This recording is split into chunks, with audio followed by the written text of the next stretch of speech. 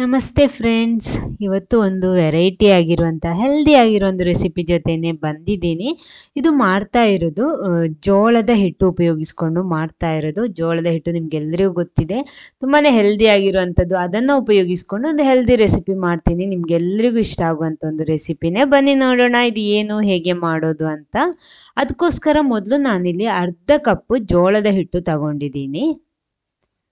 ಅದಕ್ಕೆ ರುಚಿಗೆ ತಕ್ಕಷ್ಟು ಅಂದರೆ ಸ್ವಲ್ಪ ಹಾಕಿ ಸಾಕು, ರುಚಿಗೆ ತಕ್ಕಷ್ಟಲ್ಲ, ಸ್ವಲ್ಪ ಉಪ್ಪು ಸೇರಿಸ್ಕೊಳ್ಳಿ. ಸೇರಿಸ್ಬಿಟ್ಟು ಒಂದ್ಸಲ ಮಿಕ್ಸ್ ಮಾಡಿಬಿಟ್ಟು ಆಮೇಲೆ ಇದಕ್ಕೆ ನೀರು ಸೇರಿಸಬೇಕು. ನೀರು ಇದಕ್ಕೆ ನೋಡಿಕೊಂಡು ಸೇರಿಸಿ. ನಾವು ಇವಾಗ ನಾರ್ಮಲ್ ರೊಟ್ಟಿ ತಟ್ಟುವಾಗ ಹಿಟ್ಟು ರೆಡಿ ಮಾಡ್ತೀವಲ್ವ, ಅಥವಾ ಚಪಾತಿ ಹಿಟ್ಟು ರೆಡಿ ಮಾಡ್ತೀವಲ್ವ, ಅದೇ ರೀತಿ ಹಿಟ್ಟು ರೆಡಿ ಮಾಡಬೇಕು. ನಾನಿಲ್ಲಿ ತಣ್ಣೀರೇ ಉಪಯೋಗಿಸ್ತಾ ಇರೋದು, ಬಿಸಿನೀರೇನಲ್ಲ. ನಾರ್ಮಲ್ ತಣ್ಣೀರು ಹಾಕ್ಬಿಟ್ಟು ಇದನ್ನು ಮಿಕ್ಸ್ ಮಾಡೋದು. ನೋಡಿ, ಕೈಯಲ್ಲೇ ಈ ರೀತಿ ಮಿಕ್ಸ್ ಮಾಡ್ಕೊಳ್ಳಿ, ಆವಾಗ ಕರೆಕ್ಟಾಗಿ ಬರುತ್ತೆ. ಅದು ನೀರು ಎಷ್ಟು ಬೇಕೋ ನೋಡಿಕೊಂಡು ಸೇರಿಸ್ಕೊಳ್ಳಿ. ನೋಡಿ, ಇವಾಗ ಸೆಟ್ ಆಗ್ತಾ ಬಂದಿದೆ. ನೀರು ನಾನು ಸ್ವಲ್ಪನೇ ಸೇರಿಸಿರೋದು, ಜಾಸ್ತಿ ಅರ್ಧ ಕಪ್ ಎಲ್ಲ ಹಾಕ್ಕೊಂಡಿಲ್ಲ. ನೋಡಿ, ಇದು ಹಿಟ್ಟು ರೆಡಿ ಆಗಿದೆ. ಈ ರೀತಿ ಇದೆ, ಸಾಫ್ಟ್ ಆಗಿರುವಂಥ ಹಿಟ್ಟು ರೆಡಿ ಆಗಿದೆ. ನೆಕ್ಸ್ಟ್ ನಾನು ಅದೇ ಬೌಲ್ ಕ್ಲೀನ್ ಮಾಡಿಬಿಟ್ಟು ಅದಕ್ಕೆ ಸ್ವಲ್ಪ ನೀರು, ತಣ್ಣೀರೇ ಹಾಕ್ತಾ ಇರೋದು, ಫುಲ್ಲಾಗಿ ನೀರು ತುಂಬಿಸ್ತಾ ಇದ್ದೀನಿ. ನೋಡಿ, ಈ ರೀತಿ. ಇದರ ಒಳಗಡೆ ನಾವಿಲ್ಲಿ ರೆಡಿ ಮಾಡಿಟ್ಟಿರುವಂಥ ಹಿಟ್ಟು, ಜೋಳದ ಹಿಟ್ಟು ಇದೆಯಲ್ವಾ, ಅದನ್ನು ಈ ನೀರಿನ ಒಳಗಡೆ ಹಾಕ್ಬಿಟ್ಟು ನೆನೆಸೋದಿಕ್ಕೆ ಬಿಡಬೇಕು. ನೋಡಿ, ಇದನ್ನು ಇದರೊಳಗಡೆ ಹಾಕ್ತಾ ಇದ್ದೀನಿ. ಹಾಕ್ಬಿಟ್ಟು ಹಿಟ್ಟೆಲ್ಲ ನೆನಿಬೇಕು. ಅಂದರೆ ನೋಡಿ, ಮೇಲ್ಗಡೆ ಸ್ವಲ್ಪ ಮೇಲೆ ಇದೆ, ಅದಕ್ಕೋಸ್ಕರ ಸ್ವಲ್ಪ ಪ್ರೆಸ್ ಮಾಡ್ತೀನಿ. ಆವಾಗ ಫುಲ್ಲಾಗಿ ನೀರೆಲ್ಲ ಒಳಗಡೆ ಹೋಗ್ಬಿಟ್ಟು ಹಿಟ್ಟು ಚೆನ್ನಾಗಿ ನೆಂದು ಸಿಗಬೇಕು ನಮಗೆ. ನೋಡಿ, ಈ ರೀತಿ ಮಾಡ್ತಾ ಇದ್ದೀನಿ.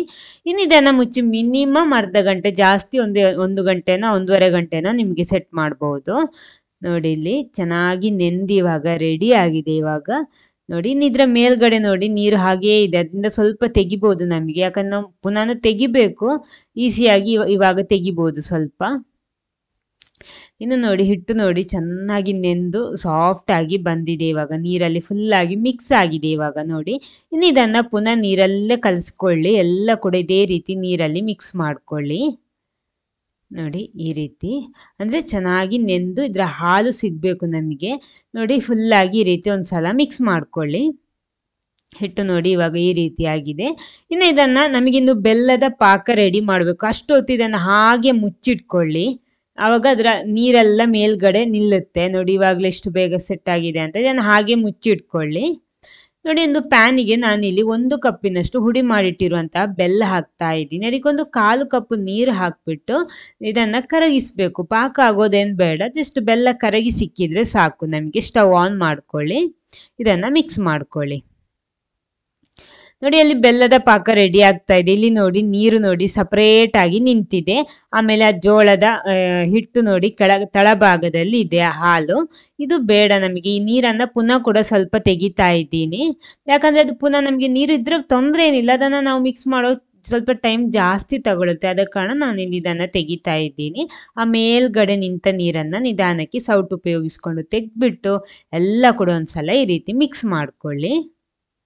ನೋಡಿ, ಈ ರೀತಿ ಬಂದಿದೆ. ಇವಾಗ ಇಲ್ಲಿ ನಮ್ಮ ಬೆಲ್ಲದ ಪಾಕ ಎಲ್ಲ ಕರಗಿ ರೆಡಿ ಆಗಿದೆ. ಇನ್ನು ಇದನ್ನು ಸ್ವಲ್ಪ ಜರಡಿಯಲ್ಲಿ ಸೋಸಿ ಉಪಯೋಗಿಸ್ತಾ ಇದ್ದೀನಿ, ಏನಾದರೂ ಕಸ ಇದ್ದರೆ ಹೋಗಲಿ ಅಂತ. ನೋಡಿ, ಈ ರೀತಿ ಒಂದು ಬೌಲಲ್ಲಿ ಹಾಕಿಡ್ತಾ ಇದ್ದೀನಿ. ಸ್ಟವ್ ಆಫ್ ಮಾಡ್ಕೊಳ್ಳಿ. ಇವಾಗ ನೋಡಿ, ಕಸ ಏನಾದರೂ ಇದ್ದರೆ ಹೋಗಲಿ ಅಂತ ಹಾಕ್ತಾ ಇದ್ದೀನಿ. ನೆಕ್ಸ್ಟ್ ಅದೇ ಪ್ಯಾನಿಗೆ ನಾವು ರೆಡಿ ಮಾಡಿಟ್ಟಿರುವಂತಹ ಜೋಳದ ಹಿಟ್ಟಿನ ಹಾಲು ಇದೆಯಲ್ವ, ಅದನ್ನು ಇದೇ ರೀತಿ ಜರಡಿ ಮಾಡಿನೇ ಸೇರಿಸಬೇಕು. ನೋಡಿ, ಈ ರೀತಿ ಮಿಕ್ಸ್ ಮಾಡ್ಕೊಳ್ಳಿ. ನೋಡಿ, ಸಾಕು. ಇದನ್ನು ಇನ್ನು ಸ್ಟವ್ ಆನ್ ಮಾಡಿಬಿಟ್ಟು ಲೋ ಟು ಮೀಡಿಯಮ್ ಫ್ಲೇಮಲ್ಲಿ ಇಡಬೇಕು. ಯಾಕಂದರೆ ಬೇಗ ಇದು ಸೆಟ್ ಆಗುತ್ತೆ. ಇಲ್ಲಿ ನಮ್ಮ ಹಿಟ್ಟು ಬೆಂದು ಸಿಗಬೇಕು ನಮಗೆ. ಅದ ಕಾರಣ ಒಂದು ಮೀಡಿಯಮ್ದ ಲೋ ಫ್ಲೇಮಲ್ಲೇ ಇಟ್ಕೊಳ್ಳಿ. ನೋಡಿ, ಎಷ್ಟು ಬೇಗ ಸೆಟ್ ಆಗಿ ಬರುತ್ತೆ ಅಂತ. ಗಟ್ಟಿ ಆಗುತ್ತೆ ಅದು, ಅಂದರೆ ಬೆಂದು ಬೇಗ ಸಿಗುತ್ತೆ ನಮಗೆ. ಇನ್ನು ಇದನ್ನು ಕರೆಕ್ಟಾಗಿ ಕೈ ಆಡಿಸ್ಕೊಳ್ಳಿ. ಇವಾಗ ಫುಲ್ಲಾಗಿ ಬೆಂದು ಸಿಗಲಿ ನಮಗೆ. ಬೇಗ ಸೆಟ್ ಆಗುತ್ತೆ. ಇದು ಹೆಲ್ದಿ ಆಗಿರುವಂಥ ಒಂದು ರೆಸಿಪಿ ಇದು. ಅಂದರೆ ಜೋಳದ ಹಿಟ್ಟು ಗೊತ್ತು ನಿಮಗೆಲ್ಲರಿಗೂ, ಗ್ಲೂಟೆನ್ ಫ್ರೀ ಆಗಿರುವಂಥದ್ದು. ನೋಡಿ ಇದಕ್ಕೆ ನಾವು ರೆಡಿ ಮಾಡಿಟ್ಟಿರುವಂತಹ ಬೆಲ್ಲದ ಪಾಕ ಅಥವಾ ಬೆಲ್ಲದ ನೀರು, ಅದು ನಾನೆಲ್ಲ ಹಾಕ್ಕೊಂಡಿಲ್ಲ, ನೀವು ಸ್ವೀಟ್ ನೋಡಿಕೊಂಡು ಅಡ್ಜಸ್ಟ್ ಮಾಡ್ಬೋದು. ನಿಮಗೆ ಬೇಕಿದ್ರೆ ಆಮೇಲೇನು ಹಾಕ್ಬೋದು. ಇನ್ನು ಇದನ್ನು ಗಂಟಿಲ್ಲದೆ ಮಿಕ್ಸ್ ಮಾಡಬೇಕು. ಇದೇ ರೀತಿ ಕೈ ಆಡಿಸ್ಕೊಳ್ಳಿ. ನೋಡಿ ಸ್ವಲ್ಪನೂ ಗಂಟಿರಬಾರ್ದು. ಇನ್ನು ಸ್ಟವ್ ಎಲ್ಲ ಆನ್ ಮಾಡಿಬಿಟ್ಟು ನೋಡಿ ಈ ರೀತಿ ಚೆನ್ನಾಗಿ ಸ್ಟವ್ ಆನ್ ಮಾಡಿಟ್ಟಿದ್ದೀನಿ. ಲೋ ಫ್ಲೇಮಲ್ಲೇ ಇಟ್ಟು ಮಾಡ್ಕೊಳ್ಳಿ. ಇನ್ನು ಇದಕ್ಕೆ ಸ್ವಲ್ಪ ಸ್ವಲ್ಪ ತುಪ್ಪ ಹಾಕ್ತಾ ಬರಬೇಕು.